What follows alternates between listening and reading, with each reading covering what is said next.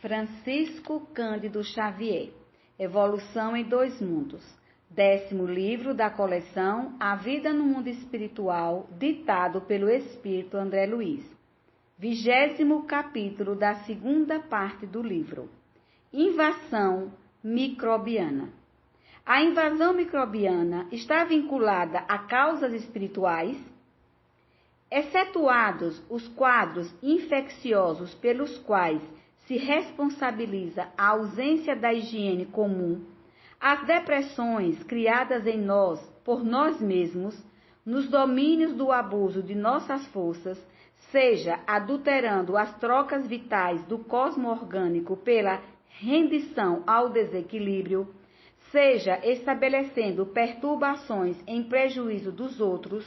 plasmam nos tecidos fisiopsicossomáticos que nos constituem o veículo de expressão, determinados campos de ruptura na harmonia celular. Verificada a disfunção, toda a zona atingida pelo desajustamento se torna passível de invasão microbiana,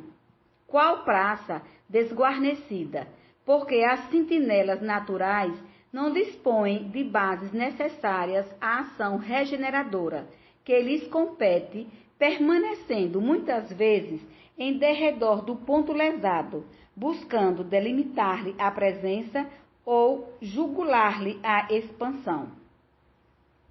Desarticulado, pois, o trabalho sinérgico das células nesse ou naquele tecido,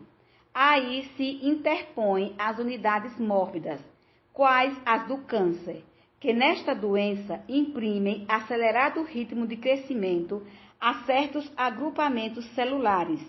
entre as células sãs do órgão em que se instalem, causando tumorações invasoras e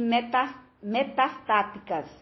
compreendendo-se, porém, que a mutação no início obedeceu a determinada distonia originária da mente, cujas vibrações sobre as células desorganizadas tiveram o efeito das projeções de raio-x ou de irradiações ultravioleta em aplicações impróprias. Emerge, então, a moléstia por estado secundário em largos processos de desgaste ou devastação, pela desarmonia a que compele a usina orgânica, a esgotar-se debalde na tarefa ingente da própria reabilitação no plano carnal. Quando o enfermo, sem atitude de renovação moral, sem humildade e paciência, espírito de serviço e devotamento ao bem, não consegue assimilar as correntes benéficas do amor divino que circulam, incessantes, em torno de todas as criaturas, por intermédio de agentes distintos e inumeráveis, a todas estimulando para o máximo aproveitamento da existência na Terra. Quando o doente, porém, adota comportamento favorável a si mesmo, pela simpatia que instila no próximo, as forças físicas encontram sólido apoio nas radiações de solidariedade e reconhecimento que absorve de quantos lhes recolhe o auxílio direto ou indireto, conseguindo circunscrever a disfunção aos neoplasmas benignos, que ainda respondem à influência organizadora dos tecidos adjacentes. Sob o mesmo princípio de relatividade, a funcionar, inequívoco, entre doença e doente, temos a incursão da tuberculose e da lepra, da brucelose e da amebíase, da endocardite bacteriana e da cardiopatia chacásica,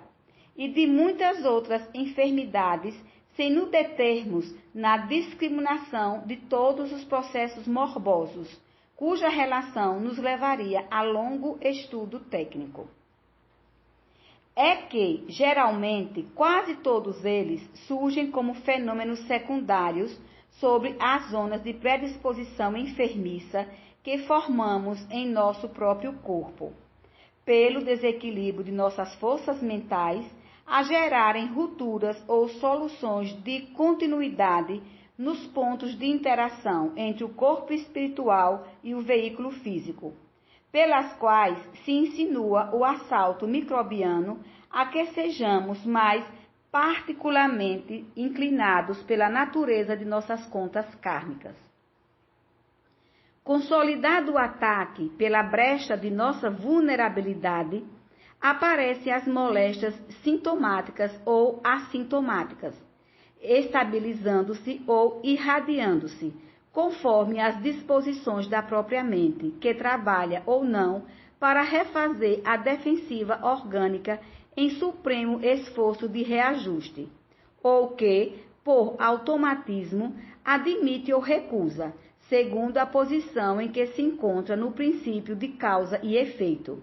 a intromissão desse ou daquele fator patogênico destinado a expungir dela, em forma de sofrimento, os resíduos do mal correspondentes ao sofrimento por ela implantado na vida ou no corpo dos semelhantes. Não será lícito, porém, esquecer que o bem constante gera o bem constante e que, mantida a nossa movimentação infatigável no bem, todo o mal por nós amontoado se atenua gradativamente, desaparecendo ao impacto das vibrações de auxílio,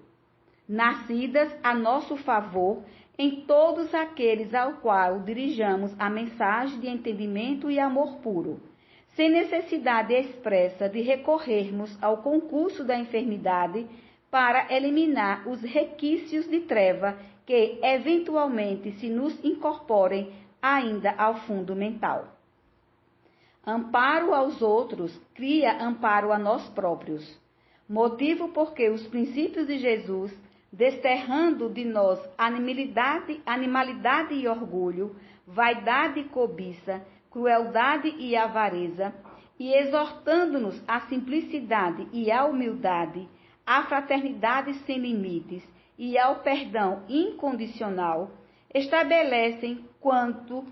observados, a imunologia imperfeita em nossa vida interior, fortalecendo-se o poder da mente na autodefensiva contra todos os elementos destruidores e degradantes que nos cercam e articulando-nos as possibilidades imprescindíveis à evolução para Deus.